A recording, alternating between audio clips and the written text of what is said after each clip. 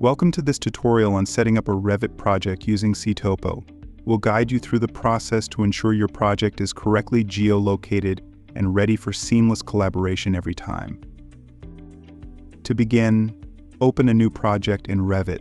You can choose the default architectural template or a custom template based on your project requirements.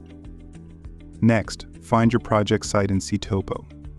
Select the area that you plan to work with by selecting an area inside an existing project or create a new project. This area will serve as the foundation for your Revit project file. Now, open the default Revit template and click on the cog icon to configure it.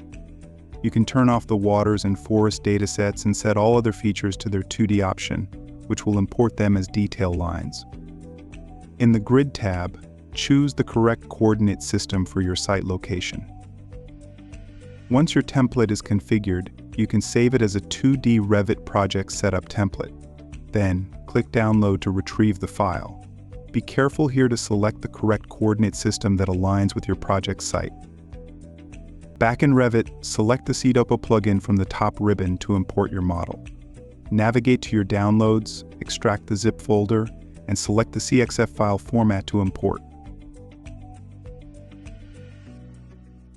When prompted to place the imported model, use the default options.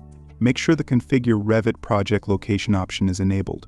This will ensure your project's geographic coordinates, time zone, and elevation are set correctly using the geolocated data from Cetopo. Next, in the dialog box, select Use the project base point specified below option. This will set the site location. This means that the project base point and internal origin are properly positioned relative to your geolocated site.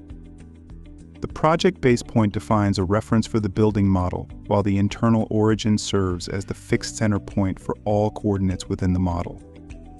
Cetopo will position both nicely on a grid point, below and to the left, ensuring you will always be working in a positive quadrant. Here you can review the summary of the imported elements.